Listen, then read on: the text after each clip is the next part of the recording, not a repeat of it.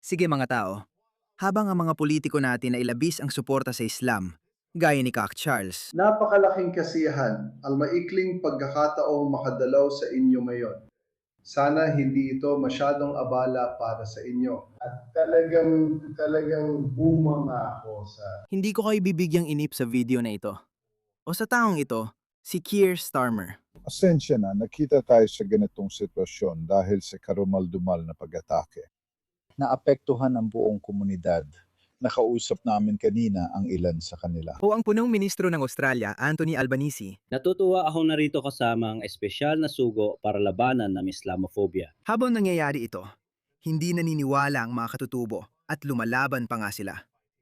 Tingnan mo, na yun lang ito nangyari sa Inglaterra. Di tama yan. Itong lalaki ay umaalis dito sa daan. Salamat. He's closed his doors. Din. Saan? The shop saan siya? Isinara na niya ang tindahan niya. Tingnan mo ang mga karatula. Ang mga karatula ng tindahan dito. para hindi tayo nasa sarili nating bansa dito sa lugar na ito. Nagsimima na ang laban mga pare, sabi ko na mangyayari ito. Sawa na talaga. Ang inghimru, inghimru, inghimru. Naiintindihan na ng mga tao. Maraming salamat sa panonood ng Sawa na. Sabi nila, atin ang mga kalsadang ito. Tignan mo ang paligid, pati mga karatulan ng tindahan. Hindi na ito mukhang Ingles kahit kaunti. Eh ano ngayon? Ano ngayon? Yung mga bangkang yon.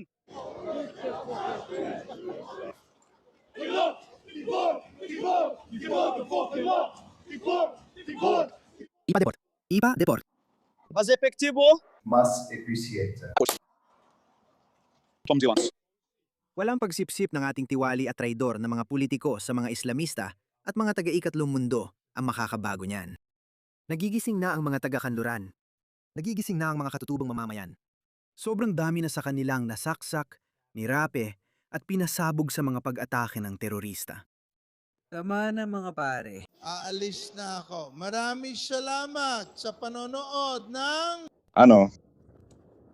Para saan sila namatay? Ito ba ang mensahe dito? Hindi ko kilala ang grupong ito. Hindi ko alam kung sino sila. Hindi ko alam kung anong ipinaglalaban nila. Terror. Mode. Quite mouth. Mode. White man fights back. Yan ang sinasabi nila. anong mangyayari?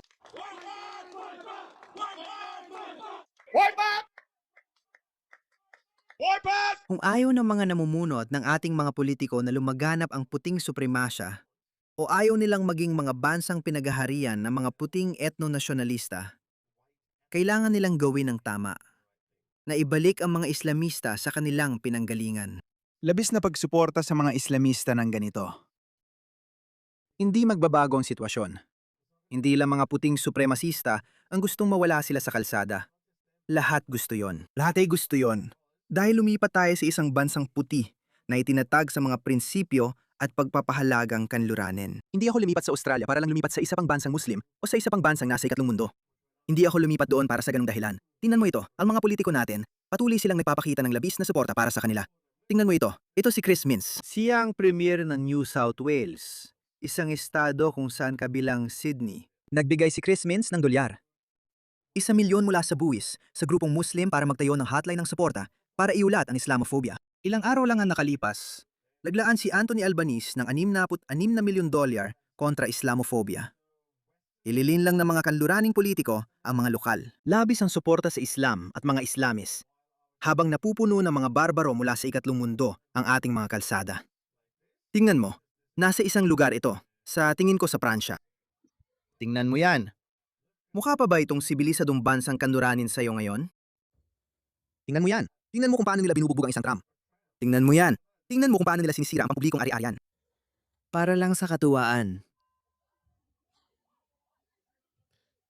Naging isang dystopia na talaga ito. Diyos ko, tingnan mo yan. Sinira nila. Binuwag nila. Wala namang dahilan.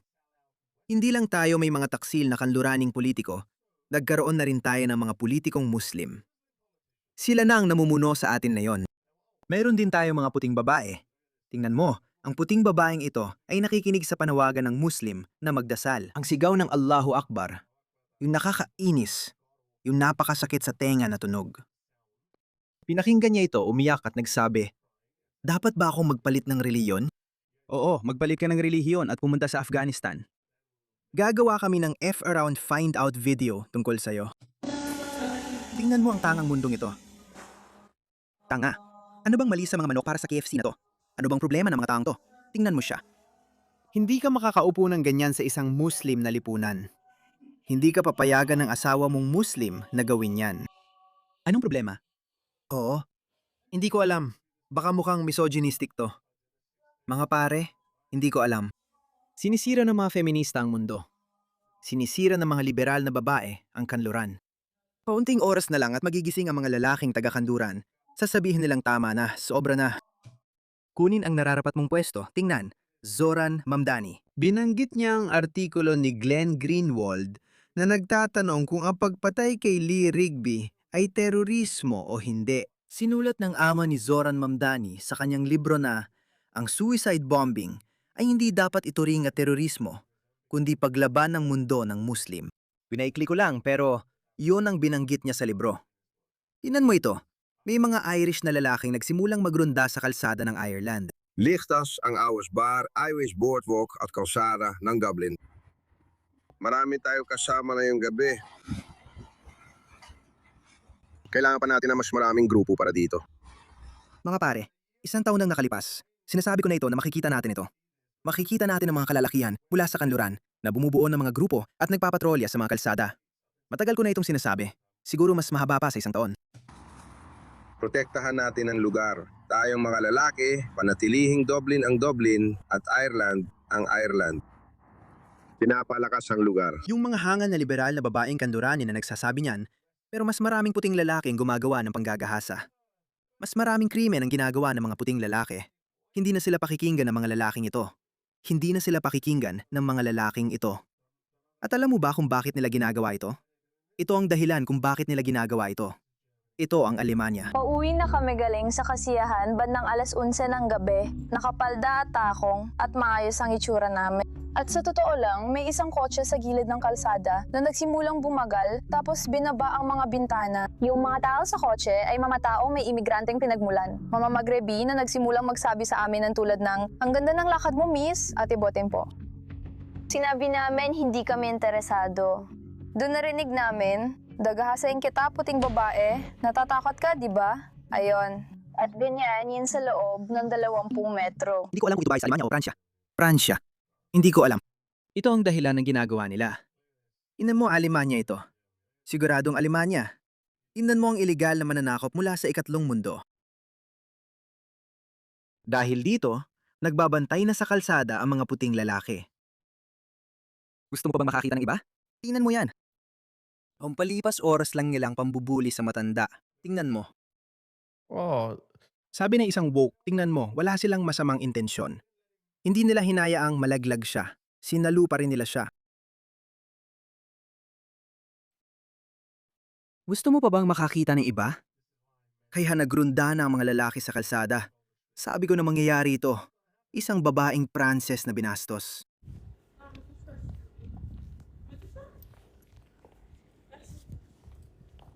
Kasi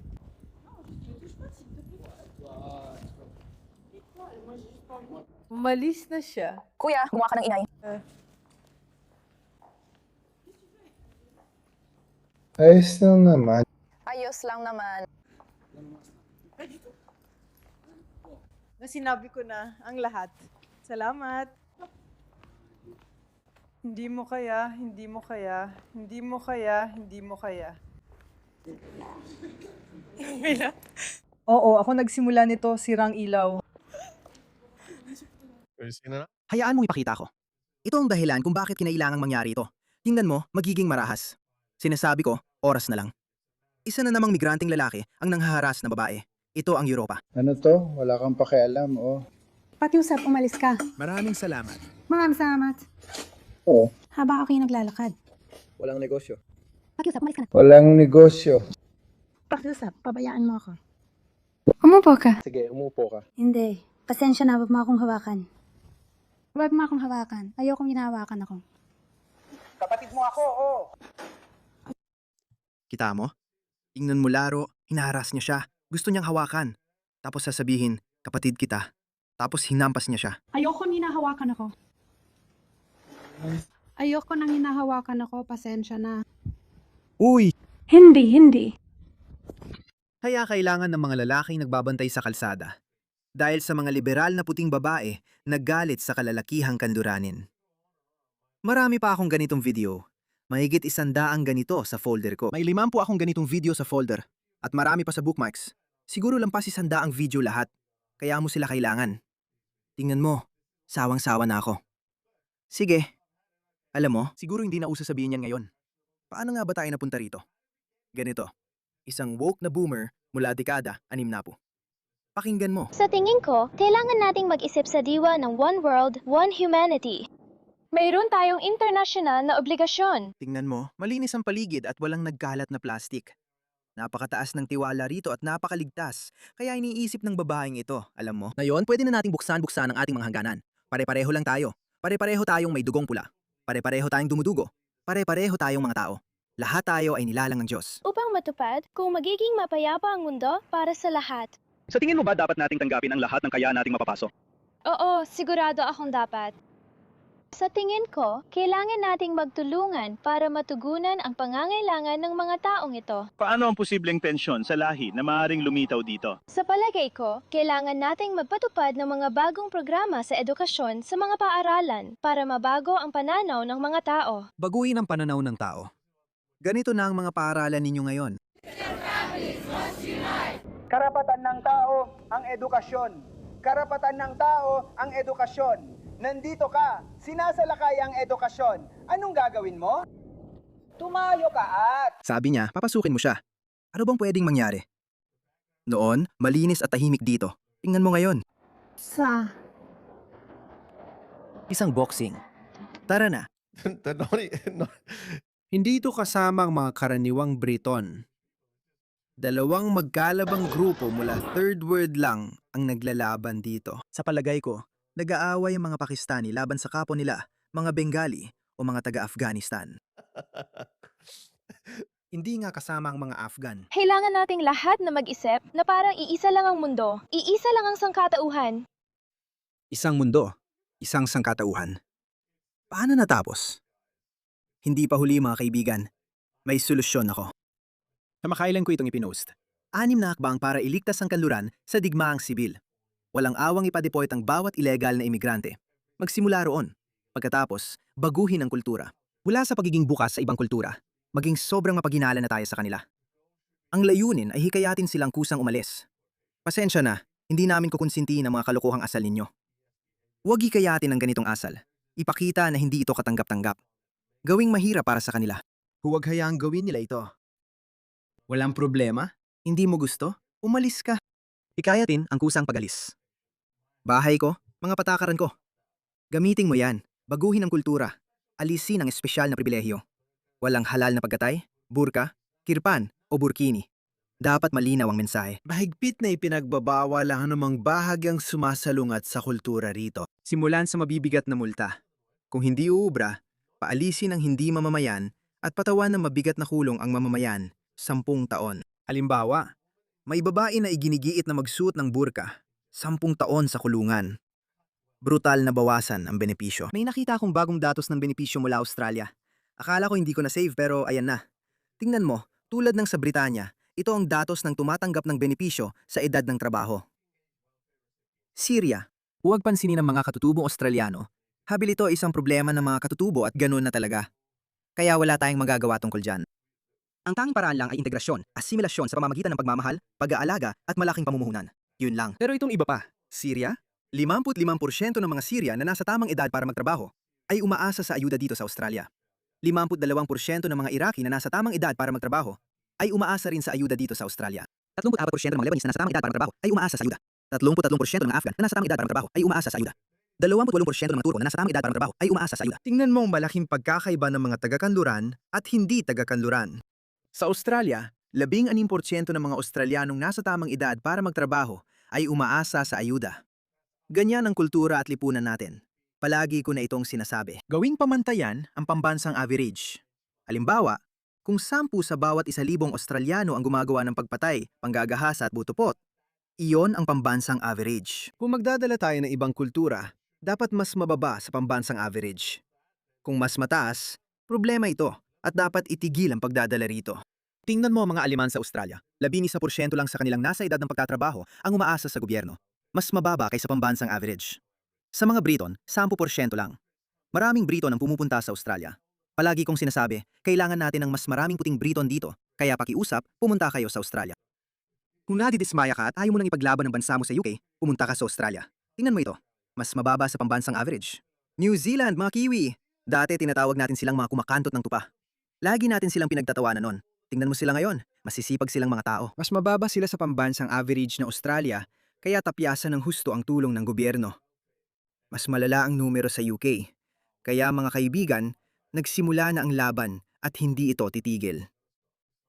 Kansilahin ang mga pagkamamamayan ngayon. Inilalagay ko talaga ang sarili ko sa panganib. Lahat na may visa na may kahit maliit na criminal record, dapat ipa-deport. Kung gumawa ka ng pandilin lang, anuman yan, nakansela agad lisensya mo dahil sa pagmamaneho ng lasing. Wala na. Kung naturalisado sila tulad ko, dapat babiin ang kanilang pagkamamamayan kapag nahatulan sila ng marahas na krimen gaya ng pagpatay, panggagahasa o gang rape, bata man o matanda. Alam mo ba kung bakit ko inilalagay ang sarili ko sa panganib? Bakit? Dahil kumpiyansa ako na hindi ko kailanman gagawin yon. Sige, hindi yun mangyayari sa akin. At kung mangyari man sa akin, pasensya na. Walang utang sa akin ang Australia. Salamat na agad sa pagbibigay sa akin ng 23 kahangahangang taon dito sa bansa. At kung susuklian ko yon sa pamamagitan ng paggawa ng marahas na krimen, ipa-deport. Ipa-deport mo rin ako. Dapat muna sila magdusa ng sentensya sa offshore detention facility. Marami tayong isla. Christmas Island, ibalik ang Christmas Island. At pagkatapos ay ipa-deport. Sa totoo lang, mas gusto ko pa nga ang parusang kamatayan, pero handa akong tanggapin muna ito ngayon. Ayos? 3 strikes rule. Ang mga naturalized na mamamayan na hatulan ng mas magaan na krimen tulad ng panluloko, pananakit, o iba pang krimeng may kaakibat na criminal record ay dapat sumailalim sa 3 strikes rule. Pagkatapos ng 3 offense, kansilado ang kanilang pagkamamamayan. Tingnan nyo kung paano susunod ang mga tao. Tingnan nyo kung gaano kabilis sumunod ang mga tao. Kailangan natin ito para maiwasan ang kaguluhan sa lipunan, lalo na sa mga bansang kanluranin. Tingnan nyo, hindi sana sila aaktong ganito katapang. Isa ibang Kristiyanong bansa! Hindi ito Kristiyanong bansa. Oo, ito nga! Kristiyanong bansa ito!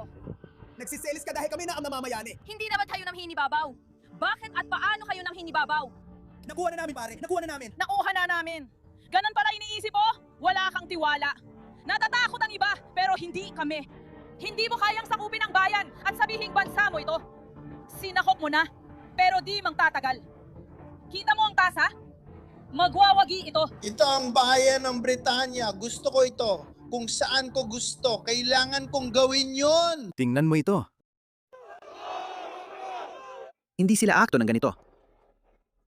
Simulan mo agad ipatupad ang iminungkahi ko. Kalahati sa kanila ay kusa ng alis. Sila mismo ang kusang alis. At yung mga hindi kusang alis, susunod sila. Susunod sila. Kung hindi, maghanda ka na. Kung patuloy mong babaliwalain sila, maghanda ka na talaga dahil mas marami pang ganitong mga grupo ang magkakaroon ng suporta.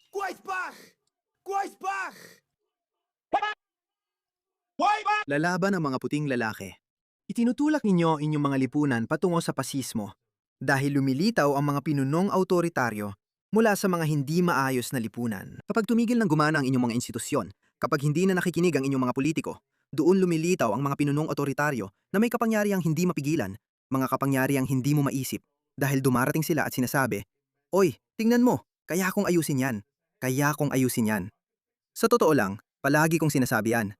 Kung ako ang naging diktador ng Britanya sa loob ng 1 taon, panuurin mo ako, aayusin kong lahat. Magiging brutal ako, pero aayusin kong lahat. Hindi ako magiging si Hitler, pero alam mo, sino ba ang nakakaalam? Sino ba ang nakakaalam? Sino ba ang nakakaalam? Saan nga ba hahantong ang isang tao? Kaya ang mga hindi maayos na lipunan ay nagbubunga ng mga diktador at ekstremismo. Para maiwas ang mahulog sa ekstremismo ang lipunan, gawin ang tama. Yung mga binanggit ko, yung 6 na opsyon na yon, hindi naman mahirap. Kailangan mo lang ng matibay na political will. Yun lang, hindi naman ganun kahirap. Hindi naman ganun kahirap.